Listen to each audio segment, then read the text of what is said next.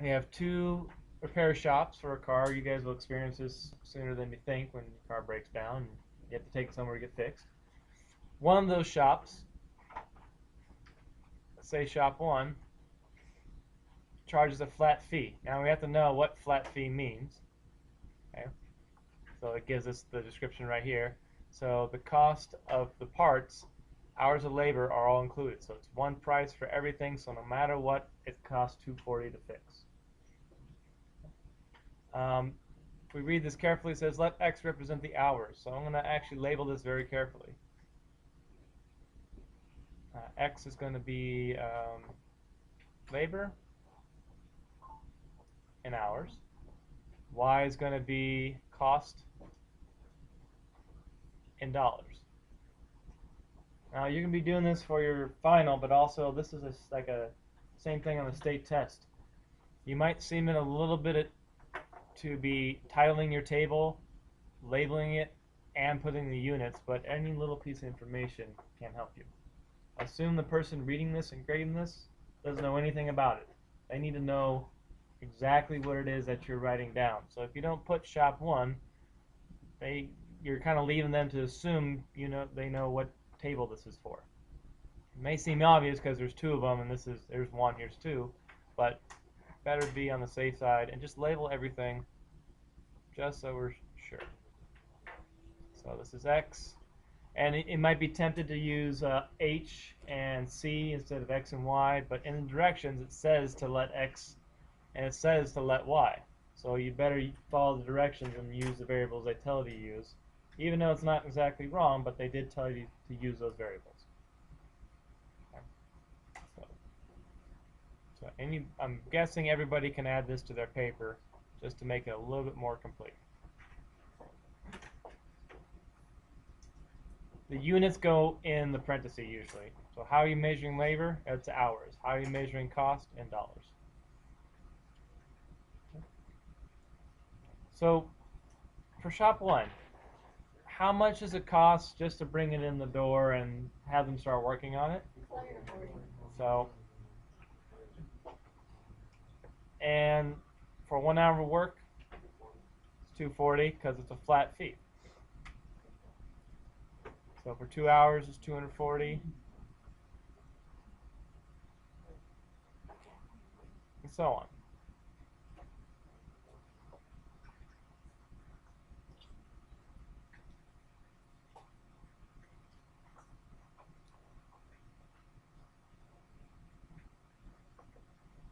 And over here, we say it's to start off, it's $120 for the parts. But after 1 hour, it's going to be $30 more. Now, 1 hour of work, it's going to be $120 plus the $30 of labor. After 2 hours, the $120 plus 2 hours of labor plus $60. Okay, and just continue that pattern. This is the most crucial part of this whole problem. If you get this down correct, the rest of it falls into place nicely.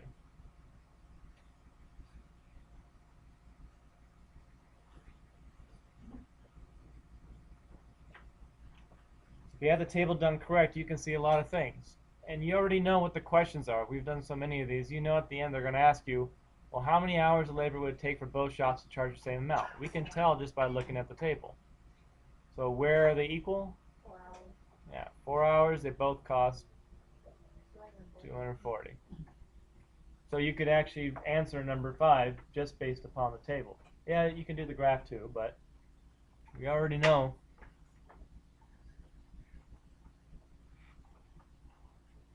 that here it's going to be cheaper. So you can see for 1 hour it's $240 on shop 1, for 1 hour it's $150 on shop 2. This is cheaper for these hours, just for these hours. But after the 4 hours, now which one's cheaper? Shop 1 becomes cheaper. So you should be aware and you should be ready for this, that if they ask you which one's cheaper, they're not saying to pick shop 1, shop 2. They're asking you to say, well, when is each one's cheaper? Because for 0 for 3 hours, shop 2 is cheaper. But then after that, shop 1 is cheaper. And for 4 hours exactly, it doesn't matter, the cost is the same. So you can answer number 5 and 6. A good strategy for answering these questions like thoroughly, because capitalization, grammar, all that counts. Complete sentences. So if you just say 4 hours here, it's not going to be good enough. So it's about how well you communicate your what you mean. So if they ask you how many hours labor would take for both shops to be the same amount, you might want to start with this. Okay. It takes something like it takes, and you add in 4 hours for both shops to charge the same amount. That's a nice complete sentence.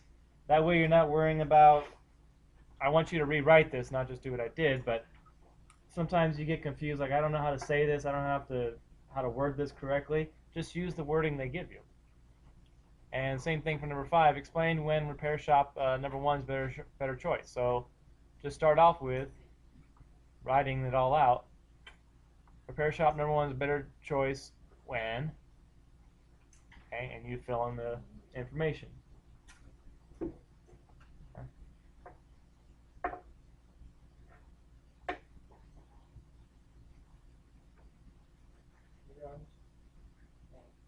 Yeah.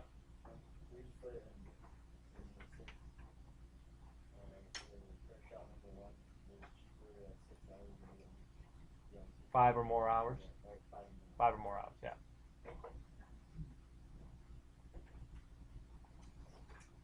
And technically we could say over 4 hours, but it just depends on how the building goes.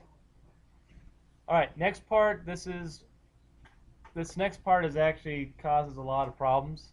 So let's talk about carefully here. How do we, when there's no scale given to you, how do you figure out what scale to use?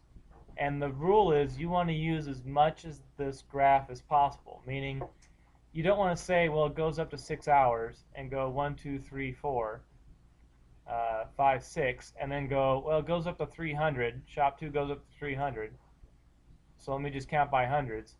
Because, see, you're only using a very small, tiny piece of the graph. You want to use as much as the graph as possible. So you have to count properly. So in order to make the 300 be up here, what do you have to count by? In order to make the 6 over here, what do you have to count by to use the whole graph? 60, 30, 40, no, 60, 30. Okay? 31, 20, 30. So first the hours.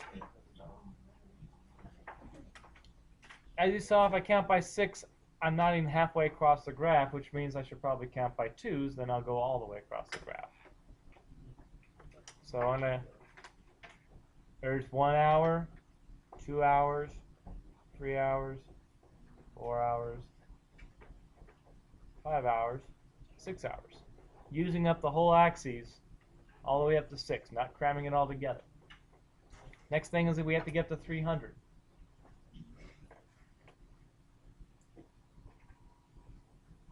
Right, so what do we want to count by to get up to 300? 30s might work, because that'd be 10 marks, and we have 10, 20, 1, 2, 3, 4, 5, 6, 7, 8, 9, 10. So I'd use almost all of it. I think if you count by 25s, you'll use even more. It'll space it out even more. But if you did 30s, that's pretty good. That uses up a lot of the space. So that would be, if I'm counting by 25s, 25, 50, 75, 100, 125, 50, 75, 200, 25, 50, 75, 300. So using this scale, counting by a half on the x, counting by 25 on the y, it uses the entire graph. And like if you count by 30s, it uses a little bit less, but it still uses most. Since we're counting by 25s, let's graph all the points that actually are a factor, or have 25 as a factor. 25 goes into them evenly. Okay. So of these, which ones does 25 go in evenly?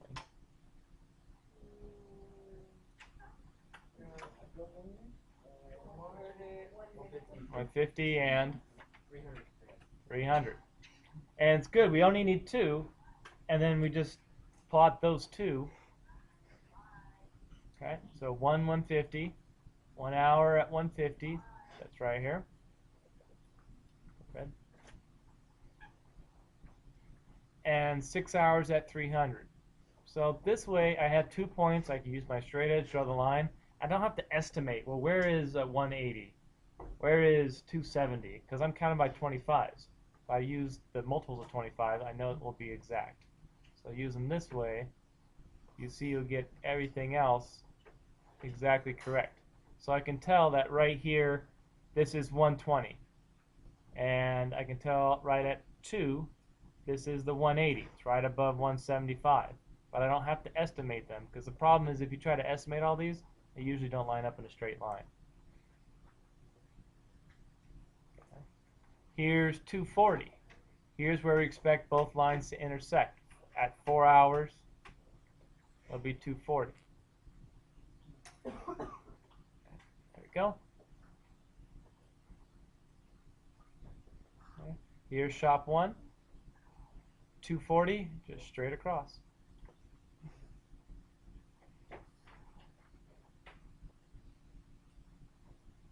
Just go straight across. So at 1 hour, it's 240. It costs 240. At 2 hours, it costs 240. 3 hours, it costs 240. 4 hours, 5 hours, 6 hours, it costs the same. Notice, what was this called when it's one price for everything? Flat rate. And what does the line look like? Flat horizontal line. So it's not coincidence that that term is called a flat rate, because it's the same rate no matter where to go, and graphically it's flat, so it matches. Okay.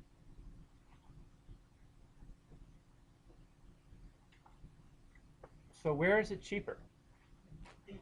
So we said earlier, this is cheaper right here because it's below, and then this shop becomes cheaper. Shop 1 becomes cheaper. So it makes sense that wherever's the lowest is the cheapest.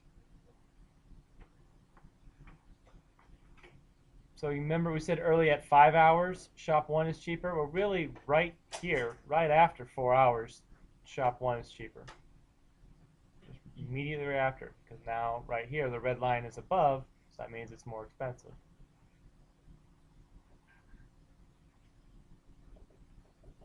There we go. Yeah. Yeah. Okay. So what's the equation for shop 1?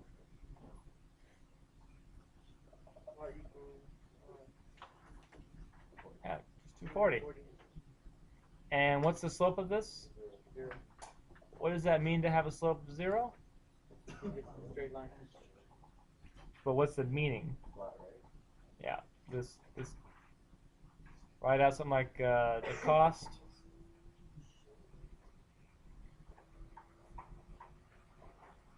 does not increase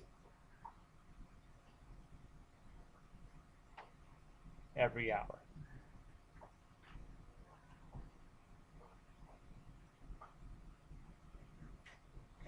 Okay. What is the y-intercept? 240. What does that mean?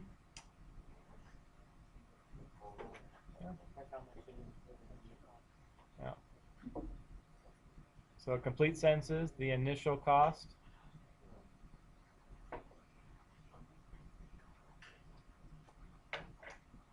is $240,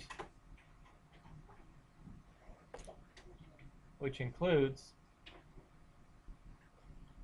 parts and labor. A nice complete sentence with everything in there. How do I know it includes parts and labor? Back to the description. So when you're trying to figure out, like, oh, I don't like the parts where I have to really explain everything and use a lot of words. So far, all I've done is use their own words. For 5 and 6, I use this whole sentence. I only had to insert, oh, it takes 4 hours for both shops. I'm trying to figure out what includes parts and labor. Where did I get that from? Okay. This cost of the parts and labor are included. So I changed the order around, but I'm basically saying the same thing back to them. All right. Shop 2. So we know it costs $120 to start off with, and then $30 every hour. So the slope, of course, is 30. What does that mean? Cost of each hour of labor. Yeah, cost. And write this out all in words.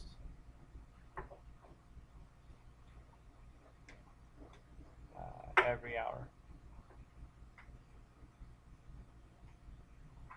Y-intercept.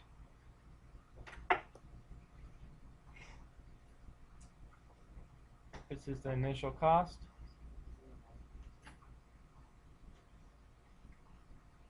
Which includes only parts. That's based upon the description of up above.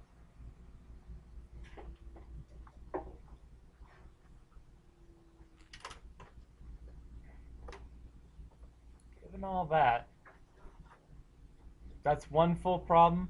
You'll have about 20 minutes to do that. So as you're doing the backside for homework, review the front, make sure you understand the structure, and try the back and try timing yourself. Everybody gets the same amount of time. You don't get more time after school. You don't get more time to keep working on it. So if you get it and stare at it for 10 minutes, okay, that counts against you. You want to get it, read it, think about what you're going to write, come up with a plan, and then go ahead and do it without wasting too much time. So get ready for that.